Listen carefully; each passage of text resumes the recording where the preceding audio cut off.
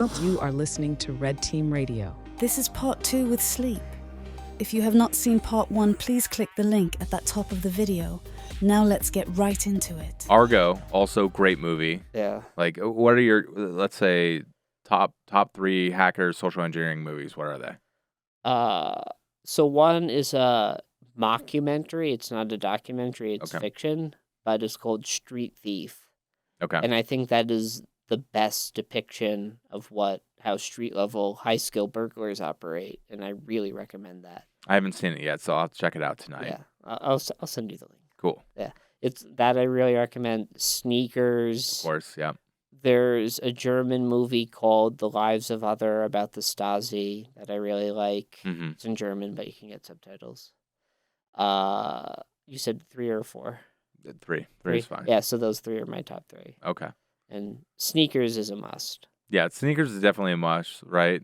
Yeah. The movie Hackers itself, I find, is just a comedy if you view it that way, Yeah. instead of like some drama. Yeah, it's better. It's not an instruction manual. No, it is not. They made quite a few mistakes. Hackers and Yet have I owned a bank with a spinning phone booth, right? Yeah. I'm disappointed. Yeah. Right. My whole life is a lie. I mean, that's what I was getting into. I mean, I keep telling my boss we need to do a project in Venice so I can say I did an Italian job. Just rent Mini Coopers the whole way. That's right. Yeah. One day. Day. Oh man. One day I'll do a gig in Venice.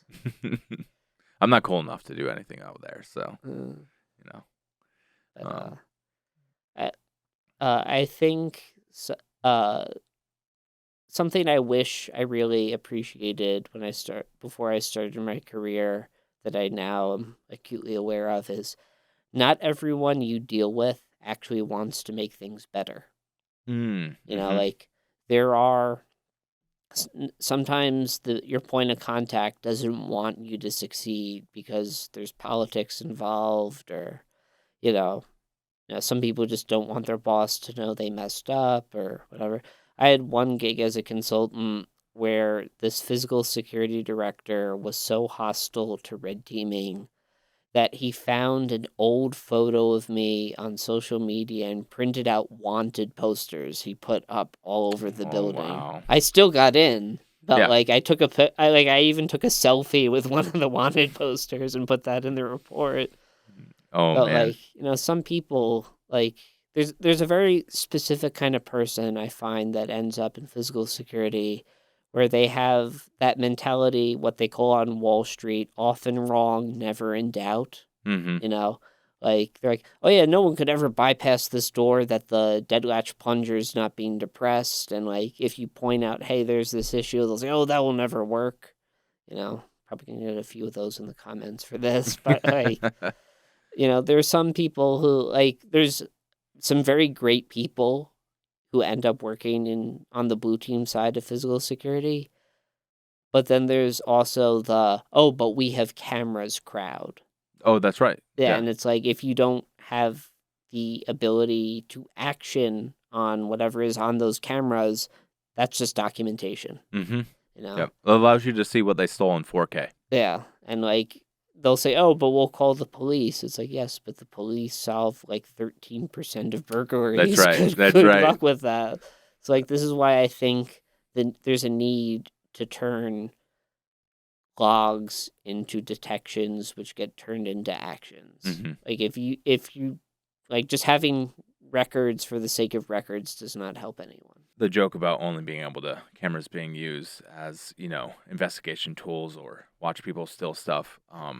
I think in the physical security domain itself, a lot of the blue side of the physical space is very reactionary. Yeah. Right. They're not preventive. Right. And again, it comes down to there's not a lot of great intel that's out there for that where they could be more preventive or more actionary than reactionary on it. But also, it's been the way of the industry, right? And It wasn't always. The first bug bounty ever was on a lock with Alfred Charles Hobbs was the first bug bounty hunter. He went around bug hunting locks and getting paid for it, and physical security sort of reverted from that.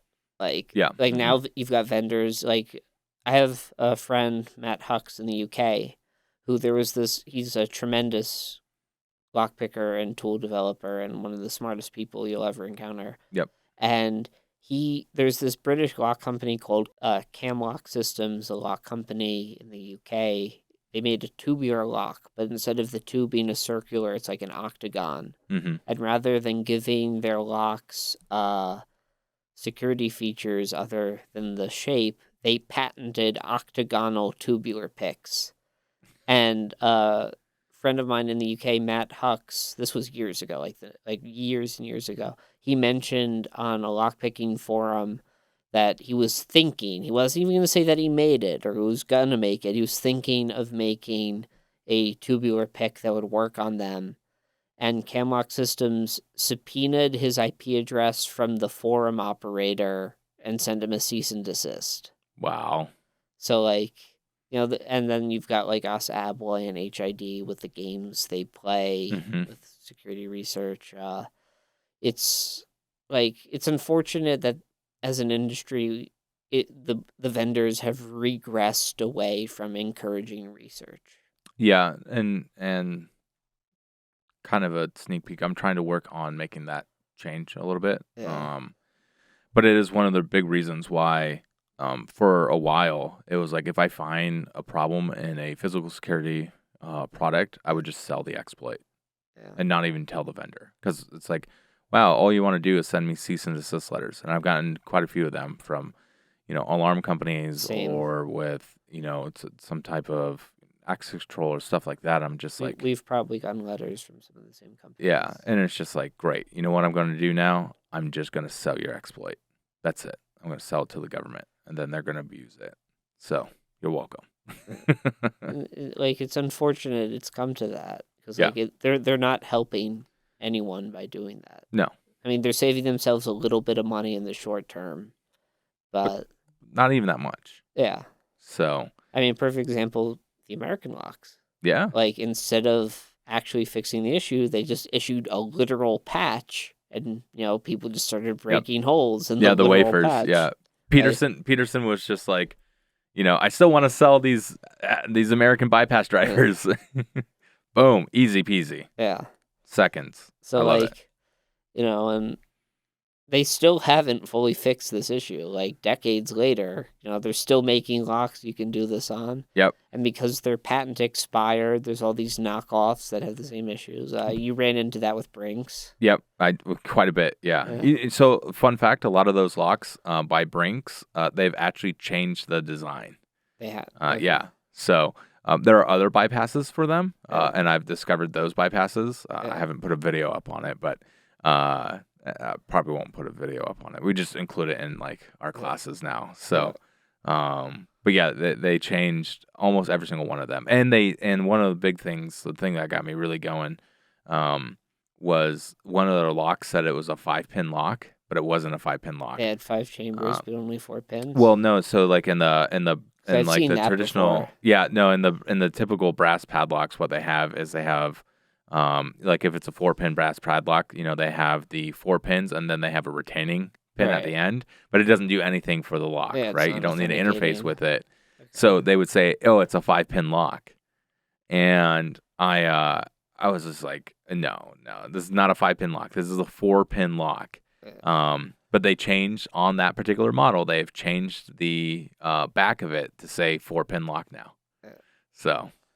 Yeah, there's probably some standard they said they met by putting that pin in, even if it doesn't do anything. Yeah, it's and their max security or whatever their highest level is, whatever they call it now, is also not great. So, and I've seen, not with padlocks, but with Mortis electronic lock sets, I've seen some very, very dumb vulnerabilities, and like these aren't like no-name brands. These are like Asa Abloy products, where like there was a point in time where for like a year and a half, I just bought every enterprise grade electronic Mortis lock set on the market, bought them, took them apart, found vulnerabilities, and it got to the point where I was submitting so many issues that my manager at the time said, "Can you please wait 45 minutes between each ticket you cut?"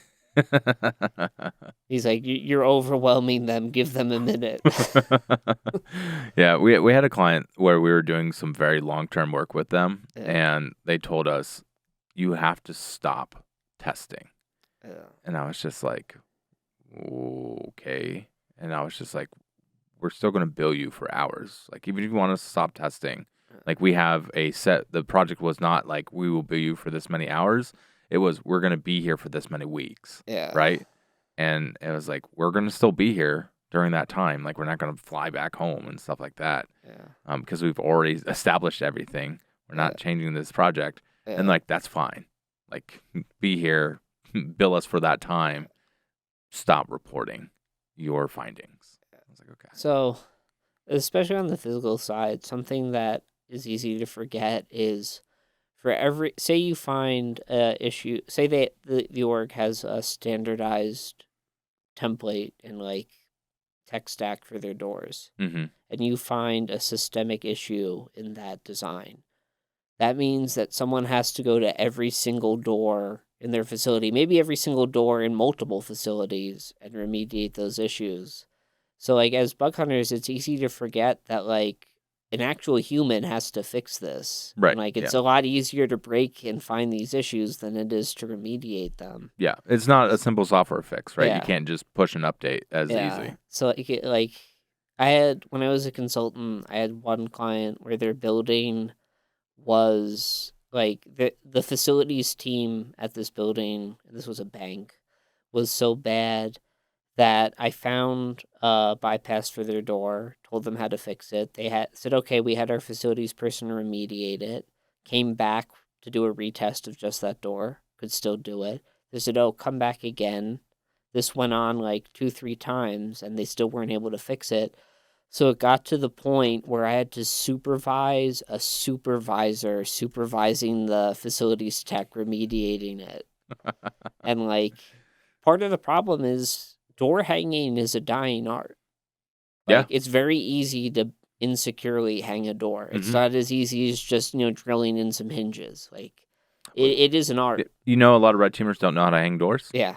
That was like, I remember that was one of the things I went and I would intern. I was just there to be free help, because that's what I told them. I was like, let me just be your free help. Yeah. Like, I'll just be your little bitch boy for whatever you want. Yeah. And that locksmith, the thing that he taught me is, he was like, do you know how to hang a door? And that was like one of his first questions that he asked me.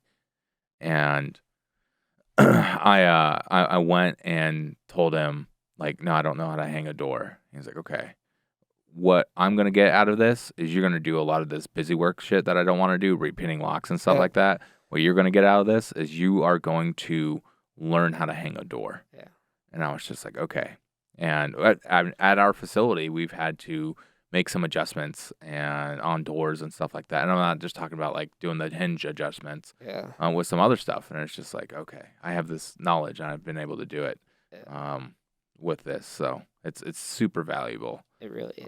Because it also lets you know what to look for, and you can spot things wrong with it beforehand. So something I've noticed, and this is also probably going to get comments. You're probably going to get a lot of comments out of me. I'm sorry. That's okay. That's okay. We'll take the engagement. The algorithm will like us. Yeah. So there's a lot of most red teamers would make awful locksmiths. Oh yeah. And most locksmiths on the inverse, I think, would make awful red teamers. Yeah. Well, it's because it's like they're related but distinct skill sets. Well, and it's totally different mindsets when it comes to how you approach a door. Like the way a locksmith does entry, or the way like even a SWAT team does entry, is very different than the way a red teamer does entry. Right. Yeah. Like, how many red teamers have had to go drill out a lock before? Yeah. Right. Not many. Well, I have, just not on engagements. Well, right, but I'm saying, like, on an engagement. Yeah, you're not gonna. When is that? I've been on one engagement where we're allowed to, one commercial engagement where we're allowed to drill out locks. I've been on other engagements, helping various government groups or something like that, where drilling out the lock was the fastest way in, and that's what they wanted, right? So shooting the lock off was not an option that they were going to deploy or anything like that. But and. I have a lot of friends that are locksmiths, and uh, one of them, when I explained to him, yeah, like he's like, "Oh, that door's easy, just drill it out." I'm like, "I can't drill it out. Like the door has to still function when I'm done." Hmm. And also, like the way covert entry is done on a safe is very different than the way a safe tech does it as well. Right. Yeah. Because most safe tech, like the difference is most entry techniques safe techs use are under the assumption the lock is broken. Hmm. While with covert entry, you have to assume the safe is functioning and it has to stay functioning, and there can't be evidence it was opened. Yeah. You can't drill in there, put your little Borescope. scope in there, Yeah. right, and then weld it up with ball bearings afterwards. Yeah. Like that is not something that us as red teamers are going to be able to do. But a safe tech, that is a valid method for a safe tech. Yeah. Right. So. And also like I've talked to safe techs about that, and like one of them straight up said to me like, I don't want your job anymore. That's a lot harder. Yeah.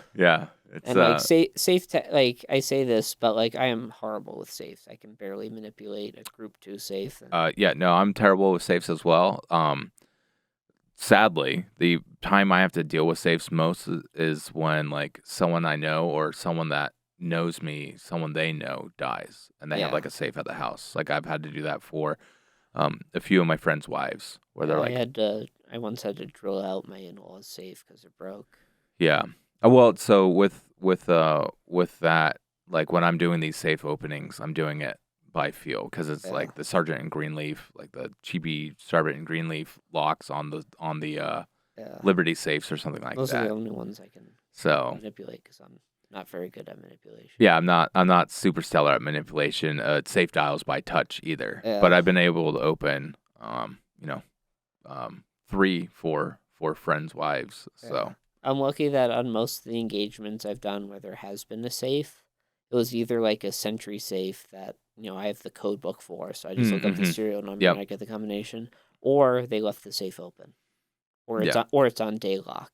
Right. Like that I've been very lucky, but I have a feeling that if I were doing government or government adjacent clients or like, something like that, I'd probably have to get a lot better at safes. Well, we have a whole bunch of automated tools for it now. Yeah. Right? Like for manual safes, we have the auto dialer, right? Yeah. We have the Phoenix, we have the little black box for electronic stuff. We have some other stuff that's not out and about to the public as well to defeat ones that the Phoenix and the black box can't do. Yeah. So, but, at the end of the day, I'm mainly an alarm guy. Like, okay. You put me in front of an alarm box, it's not going off. Yeah. And like to do that, like, and this is something else I want to talk about. To be a effective red teamer, you can't know everything. No. Like, you need to have connections, not just with other red teamers, but like I have connections with people who work at alarm companies, so I can get the alarm installer software and documentation. Mm-hmm. I have friends who are locksmiths who can cut restricted blanks for me, and like, no one can do everything. You need to have friends you can rely on because, like, no one can do everything. You just need your own key maker, like we have in the back, to make your own restricted blanks. Yeah. Well, I know you've done some very cool stuff with restricted blanks. I have, yeah. I've seen that talk. Yeah, it's yeah, more than what I can talk about here. Yeah. But yeah, definitely. I mean, so that's another area I've sort of been going down the rabbit hole of is like the infrastructure and logistical OPSEC for red teaming. Because like a lot of these vendors, they use their supply chain as a security model. Like most alarm systems, the security model is predicated on the assumption that the attacker will never get installer software. Right. Mm-hmm. So I've had to get registered as dealers with alarm vendors to get software to do different attacks on alarm systems. Like Medco is famous for using their patented key profiles as a security control to restrict access to blanks. Mm-hmm. They even did some very funny commercials about it, where like you got like a stereotypical 90s sketchy guy talking about the horrible things he's gonna do after the locksmith copies the key, and the locksmith's like, wait a minute, this is a Medco lock, I can't copy this. And he's like, and I would have gotten away with it too if it wasn't for that meddling Medco. Like they've made commercials about it, and it's funny, but that is a big part of a lot of these vendors' security models. The idea that we'll restrict who has access to certain material. And at the end of the day, like on the sitcom Yes Minister, one of the characters said, you either sell things or you don't. If you sell them, they will inevitably end up in the hands of people who have the motivation to buy them. Mm-hmm. So, like, treating your supply chain as a security model is not really realistic, and this is something lately I've been finding a lot of defeats for. Yeah, it's not the end all be all. Like Yeah. you should still have it, but Yeah. you don't treat it as the end all be all. Yeah, and there's a lot of alarm companies where, Yeah. like, you get access to the programming port on an alarm panel, and you have the programming software. It's game over. Mm-hmm.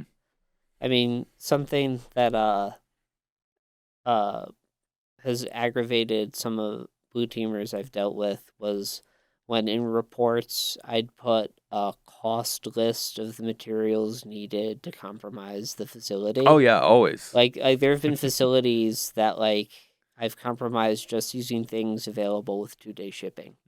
Like, yeah. When your exploit to get past all these items costs less than $50, right? Yeah. I mean, there's some targets where you need to break out the fancy stuff, but like, there's still plenty of times where it's like, yeah, I just put a magnet in a lamination pouch and the alarm didn't go off. Mm-hmm. Yeah, and I would say, generally as red teamers, more often than not, most red teamers don't have to pull out a whole bunch of fancy stuff. Yeah. And threat actors don't either. They're not going to burn fancy tradecraft if they can get in easier. Right, of course. Yeah. And you need to be able to learn how to like make a tool or modify a tool in the field to make it work for you. Yeah. And I know this might sound disingenuous since I designed and am planning to sell a under the door tool. But there are people, especially some people on YouTube, who fetishize the under the door tool, like, and use it for things that they should not be. The under the door tool, with the exception of crash bars, is generally for lateral movement. Mm-hmm. More often than not, to get into a building, I use a custom double door bypass tool I made more than I use the sleep stick, because like just being able to put a piece of metal between two doors and like depressing the crash bar on a fire exit, that's going to get you in initial access a lot more than an under the door tool will. Well, and an under the door tool, like, it's not going to help you make initial entry. Yeah, right? Exactly. It's not for initial access. Yeah, it's once you're already lateral inside. Movement. Yeah. Lateral so, movement. and with that, I mean, I love the under the door tool. It's like my second favorite tool, right? Yeah. It's great. But once you start getting into higher end facilities, the fact that you're going to run into doors where the under the door tool is not going to work, because even though you're on the other side of that door and you're supposed to be able to pull the handle doesn't move anywhere because it's locked in place. Yeah. And this facility has the ability to make it so that you have to badge out every single time. Yeah. And then if there's a fire going on, you need to badge out, right? Yeah. Like the doors aren't going to open for you. Nothing like that's going to happen. This is the type of facility where it's just not going to work. And the under door tool is like severely handicapped at that point. Yeah. So right? Something I've done with the under the door tool, I use the doorknob module for the sleep stick for this, is say there's a door where you need a pin and a card to enter, but only a card to exit. Yeah. So again, say you clone someone's card, I just glue dot that to the under the door, the sleep stick, put it under the door and swipe that across the reader. So in those scenarios, it works. But then you also get things like PIMCO secure door bottoms, and like there's cheaper solutions to under the door tools as well. But like it is possible to hinder and in some cases stop under the door attacks. And also like if it's a crowded facility, people walking by using the under the door tool isn't ideal. Yeah. There was one system I encountered where it was AI analytics for CCTV, but I was able to use the under the door tool in a way where the AI registered me as tying my shoe and didn't trip the alarm. But in other cases, you're not going to be so lucky. Yeah, definitely. And when you're in those cases where, especially like there's higher risk jobs, like I remember this job I was on, I had, like, we timed it out. I had 8 seconds to be able to go to the door. Like I walk to the door. Once I'm at the door, I have 8 seconds to open it up. with under the door tool on it, right? And this is the type of job where I'm wearing like concealable body armor, right? Not your typical red team engagement. Yeah. It was a red team engagement, just a little bit different. And I was just like, man, like I'm not looking forward to this. Now, the idiots that I was going after, the idiots are not the clients. The clients are the people that are wanting me to get into this building. They left the door unlocked. I mean, before I ever try anything on the door, I just see if it's unlocked first. Yes, definitely. So that's the thing is like you start gaining all this knowledge about like covert entries, clandestine entry methods. You have all these cool tools. First rule of entry, check to see if the door's unlocked. Yeah. There's no point to like go. And that's what happened when I was like going on this. When I went and checked that door, I went from the bathroom to the kitchen. I had to go through the hallway where this door was at. And I check it right when I'm going to the kitchen, right? Yeah. And it depresses a little bit more. Yeah. And I'm there on comms with the team, and I'm just like, hey, guys, I think the door's unlocked. Yeah. And they're just like, copy that. Or they said, say that again. Did you say the door is unlocked? And I said, I think so. Okay, I'm going to stage in the bathroom again, get my tool out, and then we're going to make the entry live. So I told them, like, I'm in the bathroom, got my under the door tool, made sure no one else was there, got it ready to go, got my window of opportunity, gave the call through the comms, told them, okay, making entry or leaving to make entry, 3, 2, 1, leaving. And then, like the next thing I said on the radio, because you go radio silent until your entry person tells you that, like, you can start talking again, right? Next thing I said is, I'm in. And then I said, door was unlocked. And then I locked the door behind me so I could go do the thing that I needed to do for that particular team. Yep. So, and that's the other thing is, like, I remember when I was helping another young red teamer who got hired for a client, and I was helping build this client's red team. I said, look at that door. And it was just, standard for entry door, had a prox reader on the front, one of the square ugly ones but at least it has the LED in the correct location, right? And it went, and I was just like, how are you going to make entry at this door?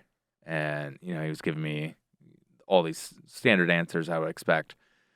And I was just like, right, but do you have to do any of those? Well, like, what is the for sure way you're going to make entry? He's like, well, I don't know. We got to test a few things out.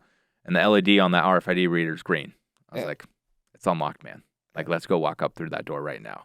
And I was just like, you gotta remove the blinders, right? Not everything is, you have to pull out the special tool or you have to go do this thing. Like, we're not paid enough at least I'm not paid enough to do things the hard way if I don't have to. Right.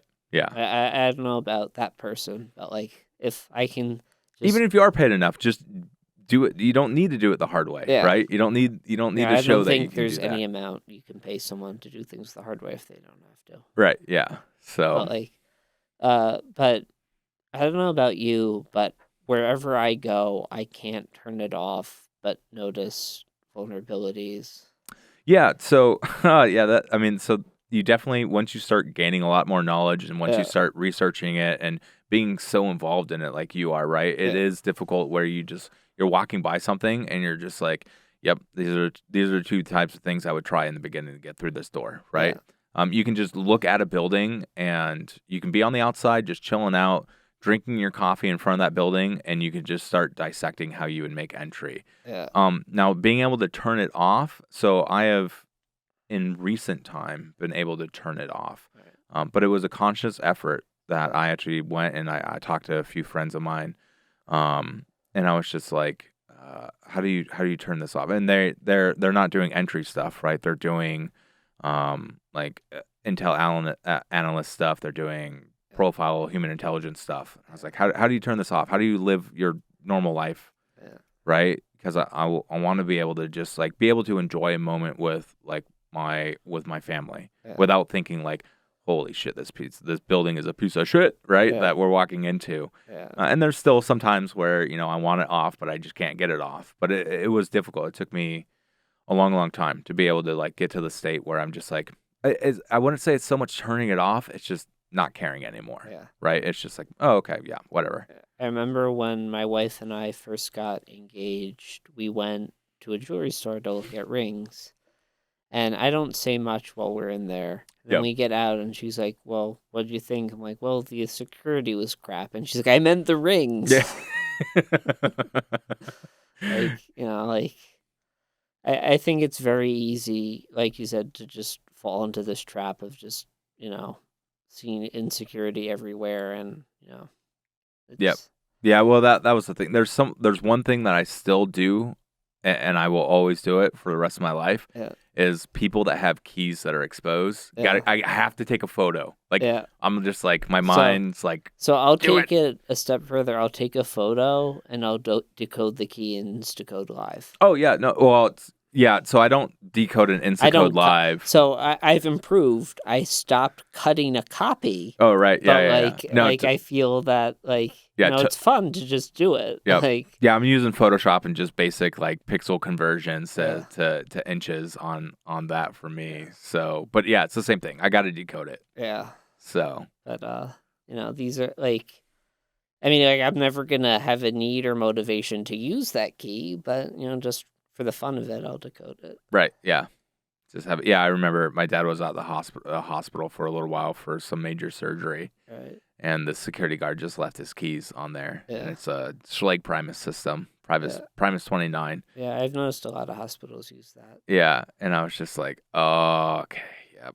Taking a photo of this, and then I was like decoding it, and then I'm like looking at the side bidding, and I was just like, you know what? This hospital is not big enough to probably own their own side bidding. I bet you the locksmith locally has it. So I bought a lock from the local locksmith that was a Primus 29. Same, yep, just level 1 is all it was, and got a key that had the same side bidding. So I was like, I mean, level 2 wouldn't have stopped you anyway. yeah.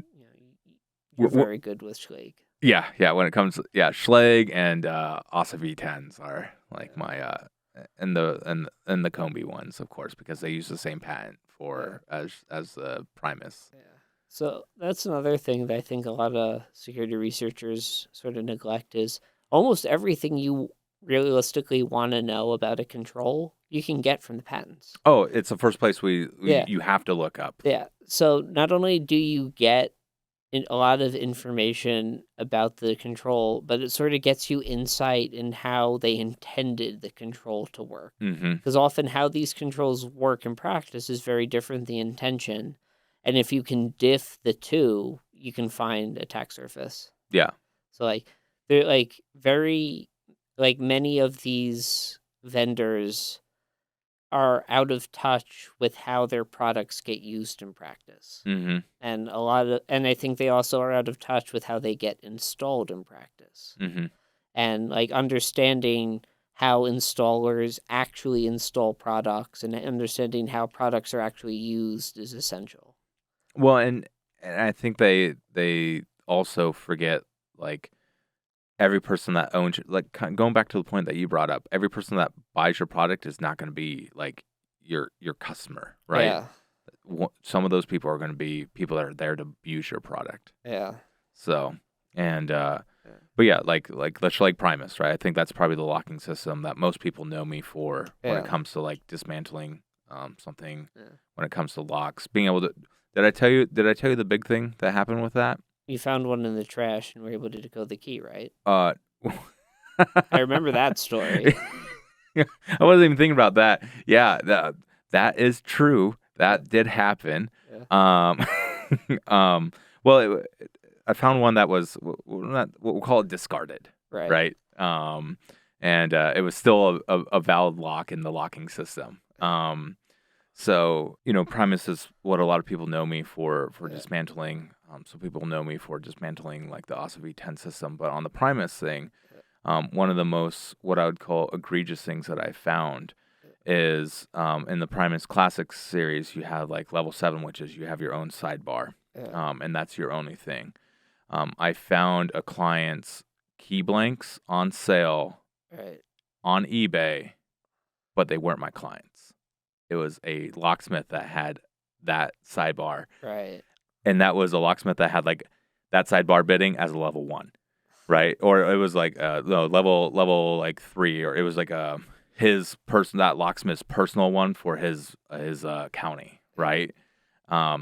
And we brought it up to Schleg, like my client, because I reached out to locksmith for that client, and I was just like, hey, there's your side bidding for your Primus keys on eBay.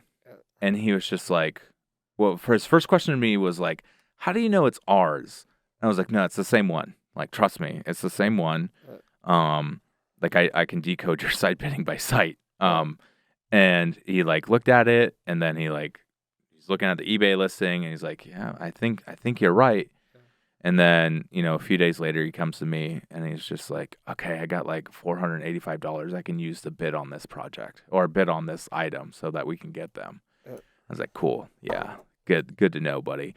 So I bidded for $515, and I won. And he called me, and he's like, I lost the bid to someone.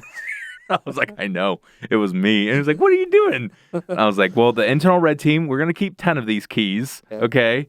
And you're going to get the rest, okay? We already have your keys, so like it doesn't really matter. I just don't have to make these by hand anymore with the method I use with 3D printing and then the tracing, right? But yeah, they brought up the Schleg. And it pretty much went to, like, oh yeah, that shouldn't happen. We don't know how it happened, right? Like, and it wasn't that locksmith owned that side bidding before or had access to it before that client owned it, because that client had owned that bidding since that locking system had came out. Right. And then so the answer was, they're just like, well, okay, that's not what we want to hear from the vendor. What do we do?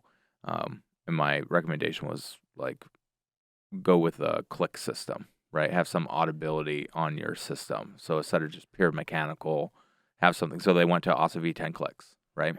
So on that. Is that why you, like, years ago you asked me about my research into click because you're going to recommend it? Was it for that?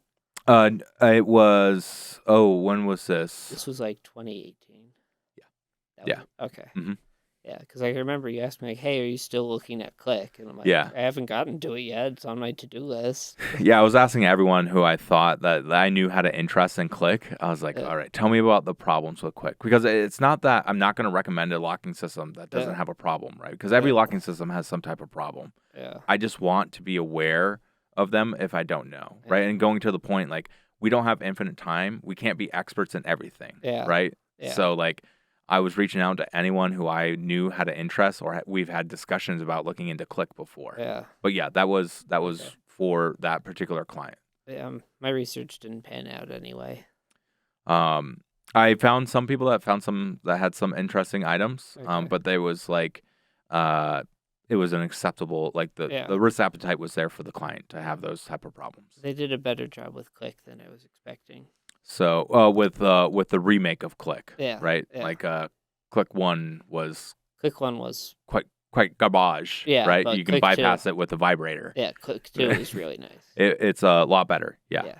So and the attack stuff that we're talking about, like to be able to do it, you have to have one of the locks. You also have to have a multi-million-dollar setup to be able to defeat some of the security features in there. And we're talking like a lab. So you have to have multiple PhDs that understand how to use things like a fib and other things like that to start defeating it. So I like that system. It's actually one of the systems I recommend. I recommend any system that I spent time on and couldn't defeat. That's how and if it's a system I know that people are smarter than me spent time on and couldn't defeat. Yeah, exactly. Well, and that's why I was reaching out to everyone I knew. I was just like, someone's got to know something. So but it is the click system is one of the things that I want to look back into. And start digging around some stuff when that's the one of the first things the research lab here is being used for is for the click. So it's like, I'm sure there's something there. Like if you I'm a big believer that if you understand any system well enough, you can defeat it. Yeah. Like with enough understanding, you can defeat any system. Because this is another thing that Matt Hux has said. These systems are not made by people smarter than everyone else. They're not made by systems better than everyone else. They're just made by people. And imperfect humans cannot make perfect machines. Yeah.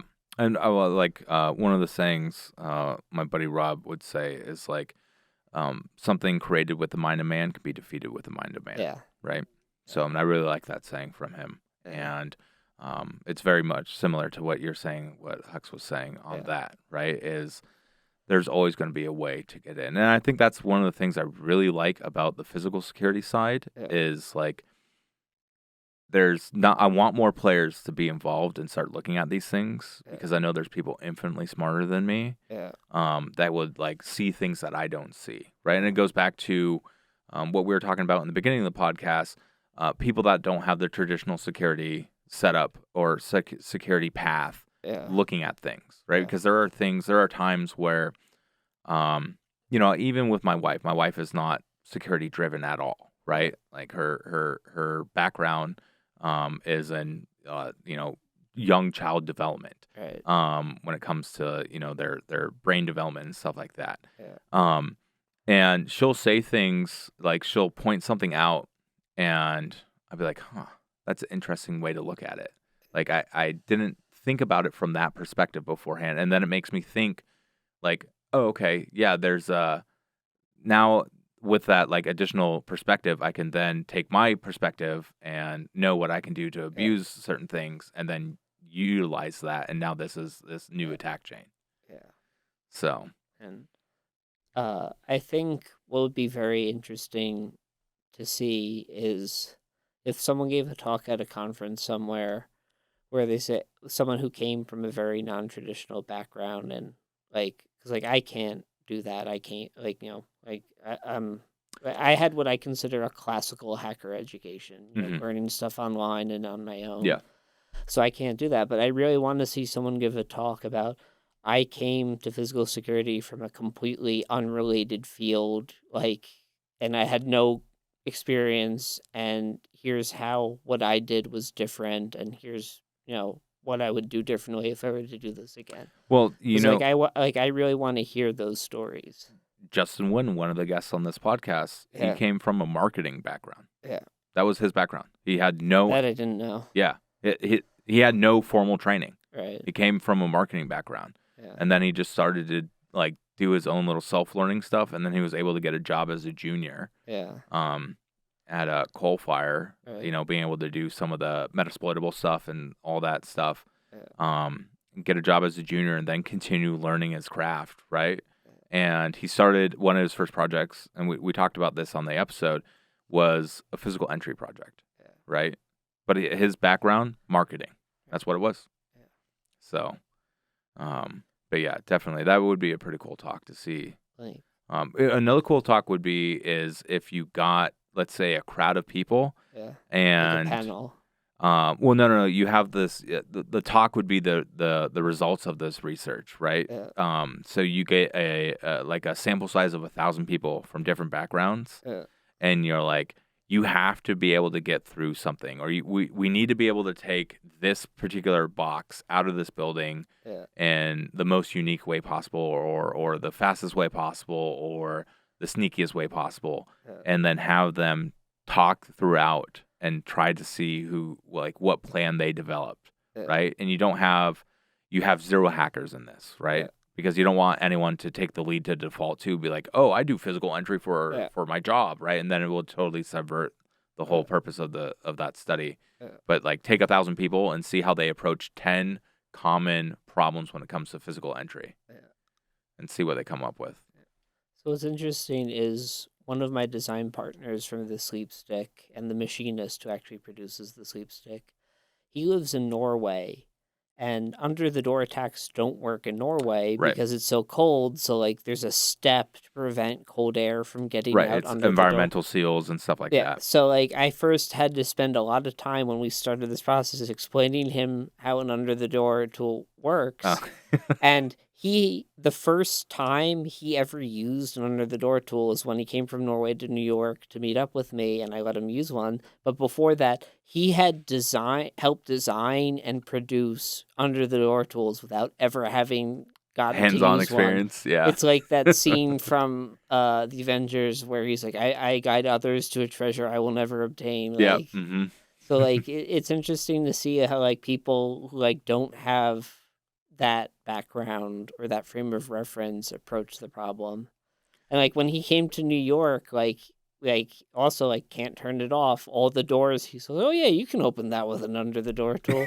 And that was like when he first appreciated, okay, this is a really powerful tool. Yeah. Here in the Americas, especially with easy ADA, mode. Yeah. it's. I mean, a lot of stuff with red teaming is abusing like ADA and fire code, Yeah. right? Yeah. So, And on the alarm side, I spend way too much money on UL standards. I know you have feels about UL standards, Yes. and you're very UL vocal about them. Yes, UL is a scam made up by big insurance to sell more rules. I don't care how many comments that statement gets. I will stand by that point of view forever. I don't think anyone from UL is watching the podcast, so they're too busy making rules. Yeah. But like a lot of these standards, not just with the UL, but like other standards as well, I think there's a disconnect between how the standards are intended to be followed versus how people like the hacks and cheats people use to get compliance, like like to get the letter of compliance without the spirit of compliance. Like there's, for example, in one UL standard for alarm signaling, it specifies that the connection to the central station needs to have a valid SSL certificate, but that because the standard explicitly says SSL, there is one alarm vendor who shall remain nameless where none of their boards support TLS. They only support like SSL up to 3.0 because the standard says SSL. So I know what vendor you're talking about, and I will say they have the new generation of the B&G boards does support TLS now. And I'll have to take a look at that. Yeah. So there's a lot they were moving over, like they made their first announcement in 2015, but like now the boards support it. But yes, they were on that SSL standard for such a long time. Because the standard. Yeah. Yeah. So I think, can we say the name? I mean, do you not want to say the name? You can say the name. I'm not going to say the name. It's Bosch. We're talking about Bosch here. Yeah. And their B&G boards, I believe now, they all support TLS. Right. So. I have the new G board in the box. Now I'm gonna have to take. Yeah, take it out. Let me know. Yeah, and like, it's not just that. There's like a lot of these and I have no problem criticizing UL, and I like UL standards for locks and mechanical safe locks and all that. Those are really good standards. I'm not convinced there's anyone in UL who knows how to computer, which is why a lot of their like electronic and software standards are a bit. There's such a large organization, right? I mean, they make standards on like how it's like chemical stuff should be treated, and I mean they do so many things, right? Now I really like their safe standards for mechanical safe locks and mechanical safe enclosures. Those are really like when you're talking about it when they say a TL 15 rating, right? Yeah, that's 15 minutes with tools with someone who's more skilled and has better tools than most attackers will have. Yeah. So like that I really like, but there's standards for electronic safe locks, there's standards for alarms, like once you get to like the electronic side, their standards aren't as good as their mechanical standards. And like full disclosure, that's my personal opinion. That's not the opinion of my employer or anyone else. That's just my personal opinion, but I think they really need to reassess who and how they write these standards for alarms because it can be a lot better. Well, and I think that goes back to a common thing that we talk about in the industry, which is, physical security feels like 10 years behind 100%. Cybersecurity. Yeah. Right? In terms of processes, in terms of maturity, in terms of school of thought. Yeah. So. And that there, I mean, it goes back to even another point that we're making in this podcast. Physical security teams being reactionary is because we have a lot of old guard that's still in physical security. Like people literally retire out of physical security when they're like 70. Yeah. And you have a lot of 50, 60, and 70-year-olds in physical security right now that are like directors or these higher ups in these companies Yeah. because they've been there so long and they have that institutional knowledge and they've just been promoted up the ladder. Yeah. Because a lot of younger folks are just going to cybersecurity instead, right? And they still have that old guard mindset on some of these items. So it's fallen in some organizations. It's fallen even more behind. Yeah. Right. So I think we can I think it can get a lot better, and I think as a lot of those people age out, and I think as new people come in, I think things will get better. We're seeing that slowly with a vendor that starts with the letter H. They're Yep, a they lot are. better now than they were 10 years ago. They were. Yep. I think there's a lot of smart people coming in that I think are receptive to security research, and I think things over time will get better. Mm-hmm. I think you know the story, but last year when I was flying to Vegas for DEF CON, my flight got delayed, and I was sitting next to this guy who we were talking, and he's like, "Oh, what are you going to Vegas for?" I said, "Oh, I'm going for DEF CON," and his face turned white as a sheet. And he's like, I'm a CISO at Assa Abloy. Oh, yeah? And we started talking, and he was eventually became clear he was vaguely aware of some of the stuff I have done. Hmm.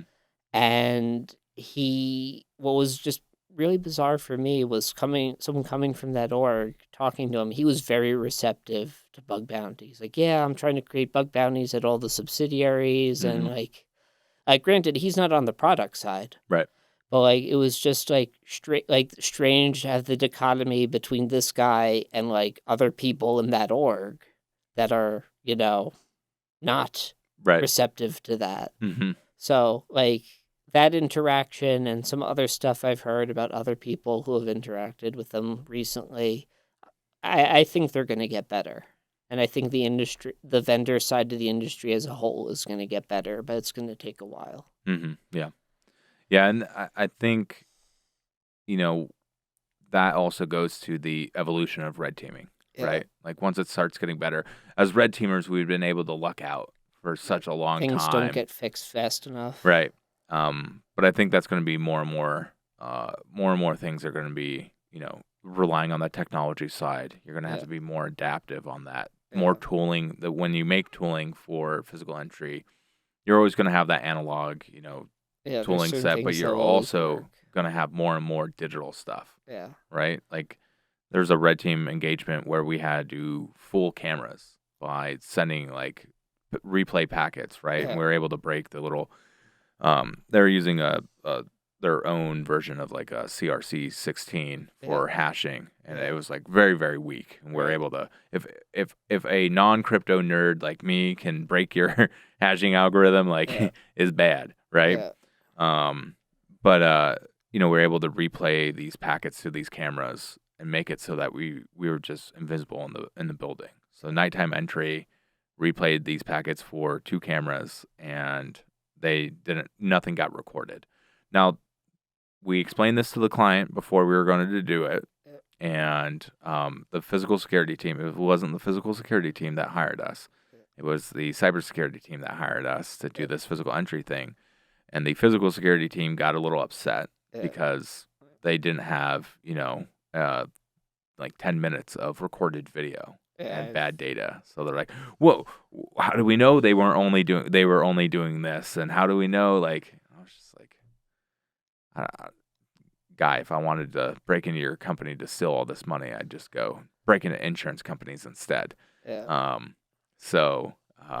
yeah, it was like a big stink by them. But it was these don't use crappy cameras that don't have any type of, good security on them, that encrypt all your camera feeds. How about that? Stage 1, encrypt your camera feeds, right? I'm surprised because like at most cameras, like you check a button, it uses SSL. No, yeah, they did not have anything enabled on. Like this was not how I don't know who their installer was, Because when we found that, they actually like there was a big push by the organization to like just upgrade the entire camera system. Right. And but I told them like whoever your installer was the last time, just don't use them again, right? Because they didn't do anything right. Yeah.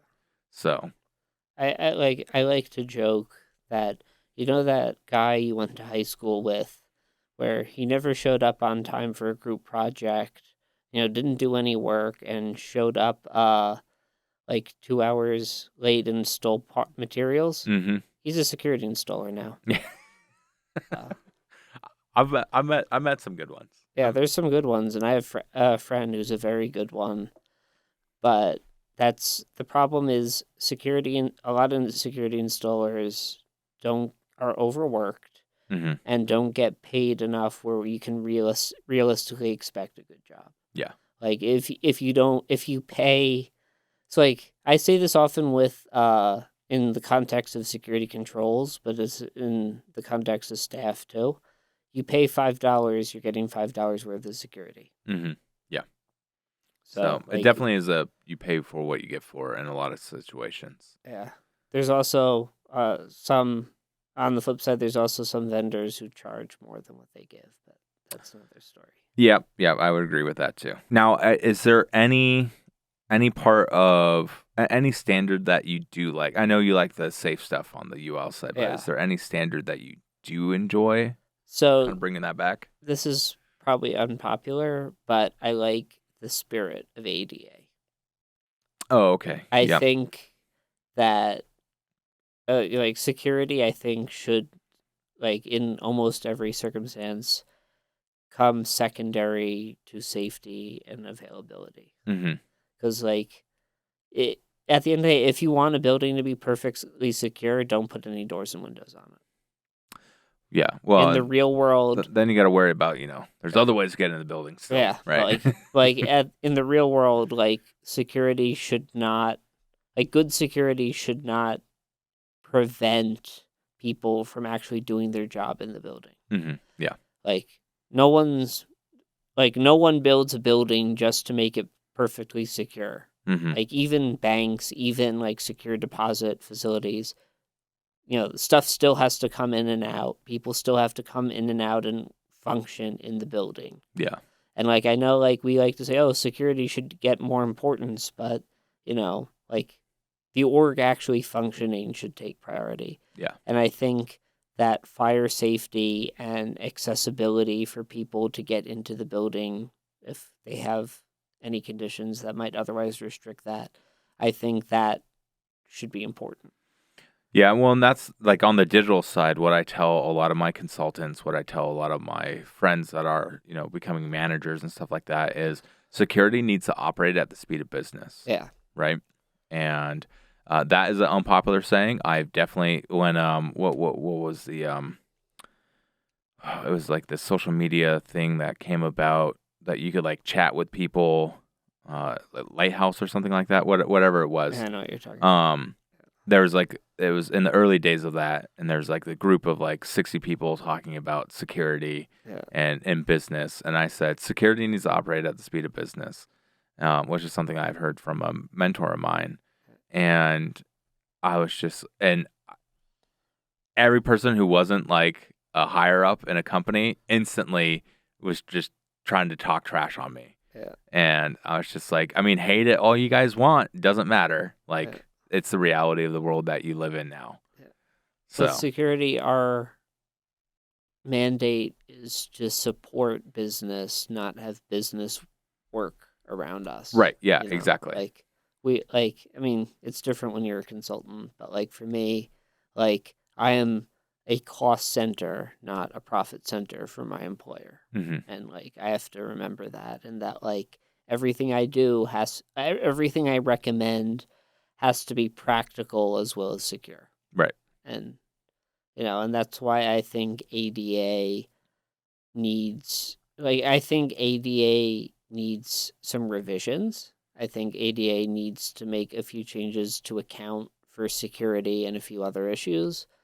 But I think the fact that we have a law that requires buildings to accommodate people who have a legitimate need for those accommodations is very good. Mm-hmm. And like there's other parts of the world that don't have ADA. Yep. That I have a relative who lives somewhere that does not have ADA, and they're kind of old and they have problems that, ADA would have solved for them. Mm-hmm.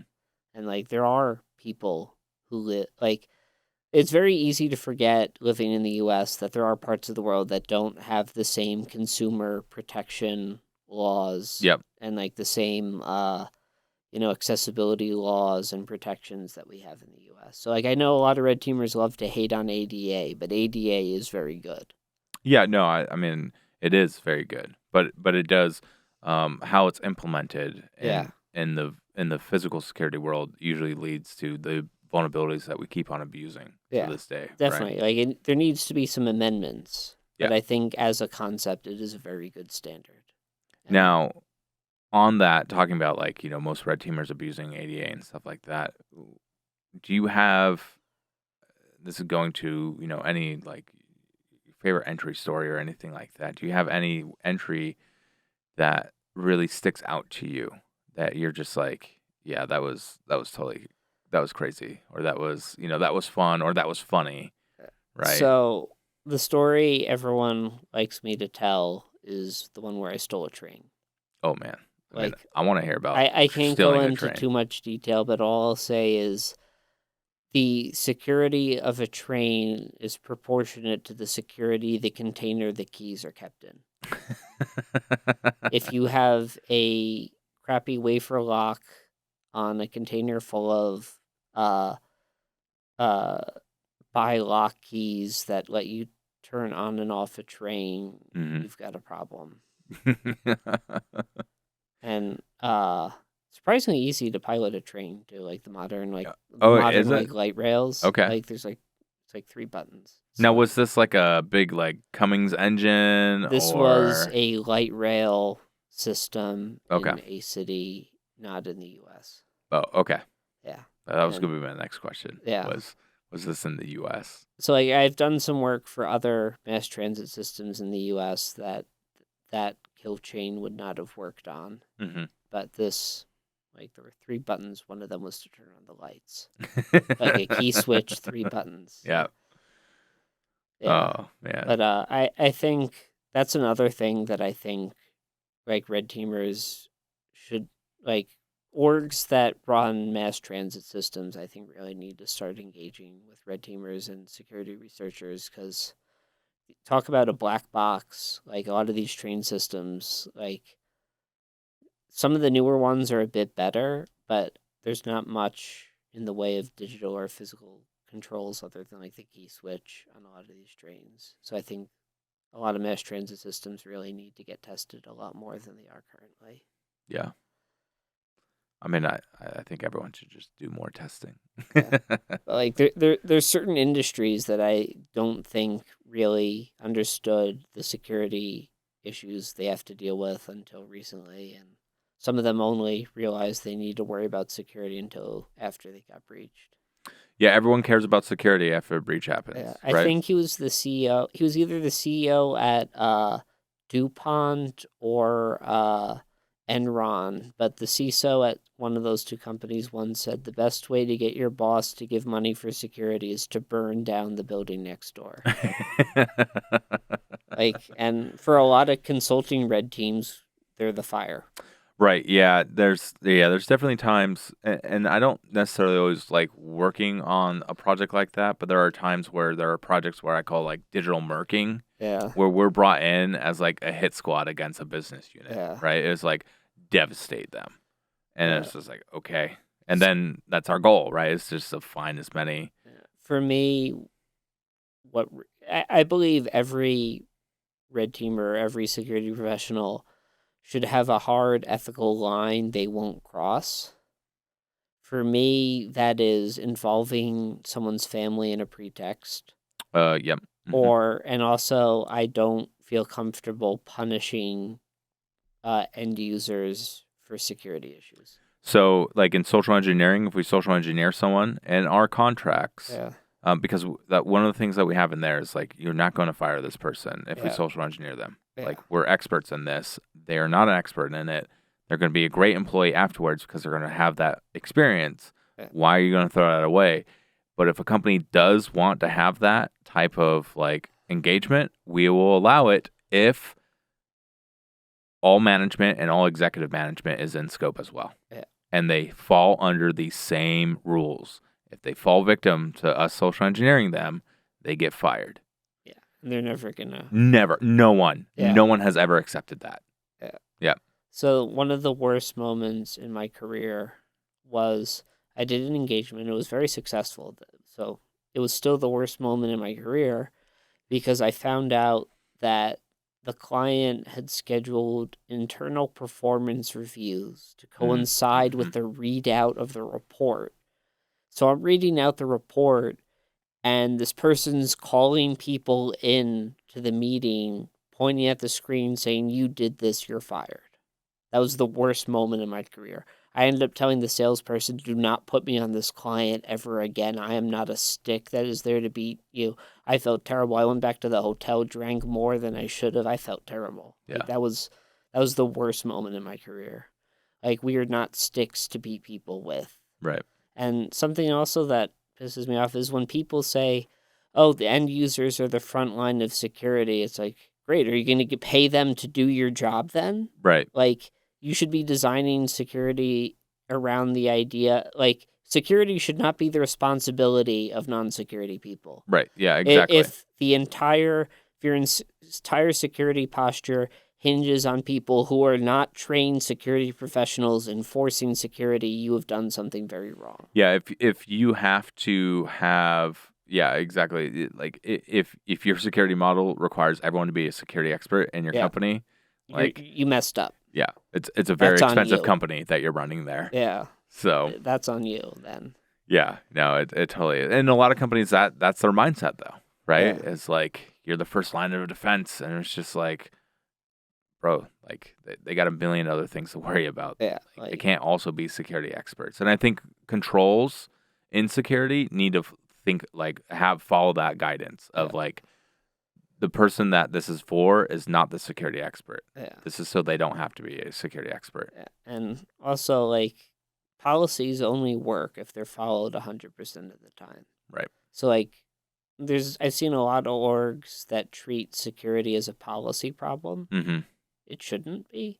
Security policies have their place, but your security model should not assume that people are always going to follow policies. Yeah. Because we as humans are not well suited for doing the same things the same exact ways over and over again. Like even with security staff who are ostensibly trained for this sort of thing, you can't rely on that. Yeah. So you said you had some questions for me. I mean, main question I have is, if you didn't do security, what would you do instead? Yeah, I would be a winemaker. Interesting. Yep. Yeah. There was a point in my life actually where I was leaving a research lab, and I asked my wife, "Do I just start young, like start now in the wine business, and then like start trying to work my way up it, and then we were talking about it, and it was like, if I stay in security, I'm more likely going to be able to have the funds to actually buy a winery at the end." So makes sense. And if you could do it all over again, would you do anything differently? Man, would I do anything differently? Yes, I would. When I was young in security, I was like a security purist, right? And I didn't understand the concept of the role of security in business, right? That doesn't mean that I would change some of my decisions, but I can tell you when I was working for a company, I was the security executive there. Right. There were certain things that people wanted, and I wouldn't allow them still, but I would be more understanding of why they wanted it, and try to find a different solution to solve their problem on that. Right. But yeah, that place I learned a ton about like how business operates, security's true role in business and stuff like that. So I would go back with that knowledge and approach those conversations less aggressively Right. and more strategically for the business. Right. Okay. So, yeah, that's something I would definitely change. Outside of that, would there be much more that I would change? I would try more networking when I was much younger Right. than I did. So I did networking like my second year of university, which Okay. was very helpful, but I wish I would have started trying to do networking even before then. Right. So, Like, networking's one of those things. Like, I've noticed that people are either really good at networking or like not really. Like, there's very few people who are like average at networking. yeah, I was one of those people that wasn't great at networking. Okay. I actually spent lots and lots of time putting myself in situations that I didn't want to go into, Right. like talking to random people at bars or Yeah. at events. Strangers I didn't even know, strangers I would never see ever again, like not Yeah. for networking, just to practice my ability to hold a conversation and to talk to people, make stuff up. Like it was practice for social engineering as well, like Yeah. make up a story, see how long I can go with it, right? Yeah. And so I had to definitely do a lot of that because though, my wife thinks it's hilarious when I tell her like, oh yeah, public speaking, like, it's hard for me sometimes. And she's like, you give keynotes at like conferences.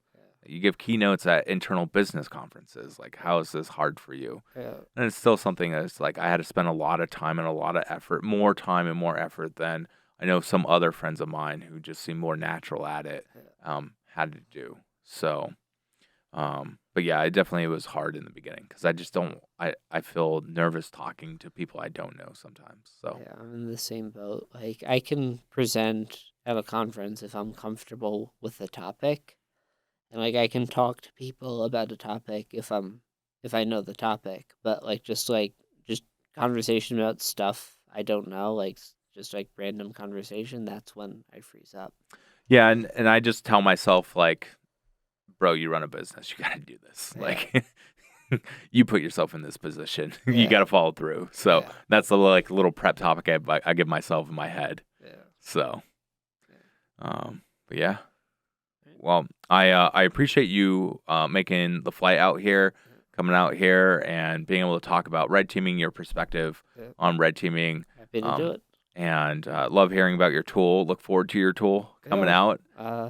out. Once we get the production model finished, I'll send something your way. Perfect. Yeah, look forward to that. Now, one last thing. You've already opened up your American lock, so you get to keep that, of course.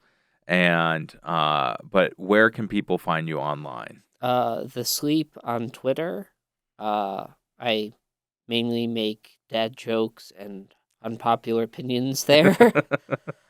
Sometimes I post not like actual comments on there instead of just telling people they're wrong and making dad jokes, but that's probably the best place to find me. Okay, perfect. Yeah, and we'll put a link in that into the description of the episode. Yeah. But again, Sleep, thank you. It's always a pleasure talking to you. Yeah. Love hearing your insight and Yeah, just happy love to be talking to here. you.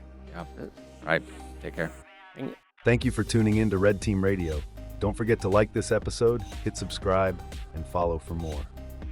Craving extra Red Team Radio exclusives? Dive deeper at redteamradio.net and click support for early episode releases and members-only content. Join us twice a month as we continue to unveil the unseen in the Red Team Chronicles. Remain vigilant and do not cease to be curious.